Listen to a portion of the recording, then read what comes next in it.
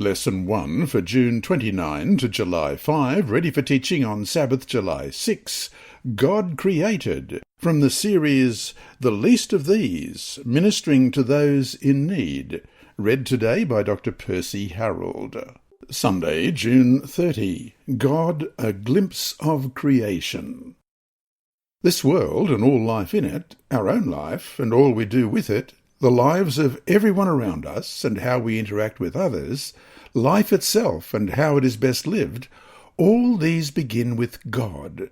For in him we live and move and have our being, we read in Acts 17, verse 28. Here's where the Bible story begins. In the beginning, God created the heavens and the earth, Genesis 1:1. And the fact that he spoke it into existence points to a power and a process that we can't even begin to imagine.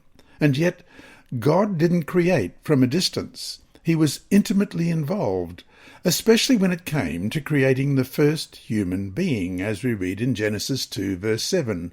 And the Lord God formed man of the dust of the ground, and breathed into his nostrils the breath of life, and man became a living being.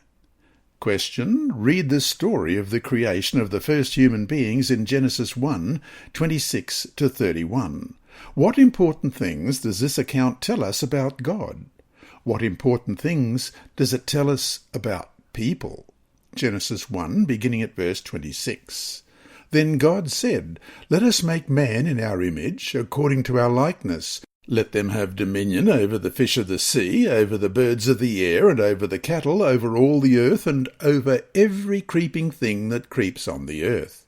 So God created man in his own image. In the image of God he created him. Male and female he created them. Then God blessed them, and God said to them, Be fruitful and multiply, fill the earth and subdue it, have dominion over the fish of the sea, over the birds of the air, and over every living thing that moves on the earth. And God said, See, I have given you every herb that yields seed, which is on the face of all the earth, and every tree whose fruit yields seed. To you it shall be for food. Also, to every beast of the earth, to every bird of the air, and to everything that creeps on the earth, in which there is life, I have given every green herb for food. And it was so. Then God saw everything that he had made, and indeed it was very good. So the evening and the morning were the sixth day. It has often been said that we can learn a lot about God from spending time in nature, from looking at his creation and seeing in it glimpses of the character of the Creator himself.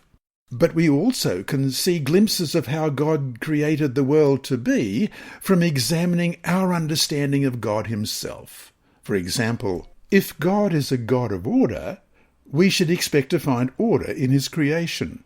Or, if we believe that God is a God of creativity, we should not be surprised to find incredible examples of that creativity in the world he made. Similarly, we believe that God is a God of relationships, and so we find relationships as a core element in how God put the world together.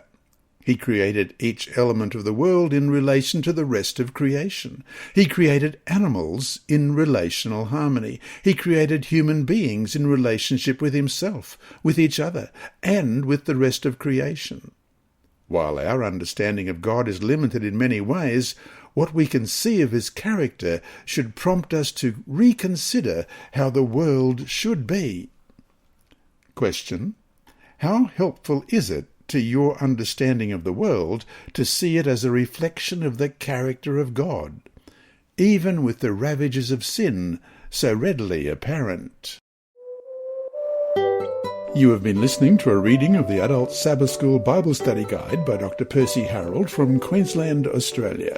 This service is brought to you by Hope Channel, the Sabbath School Department, and Christian Services for the Blind. Remember, God is always faithful.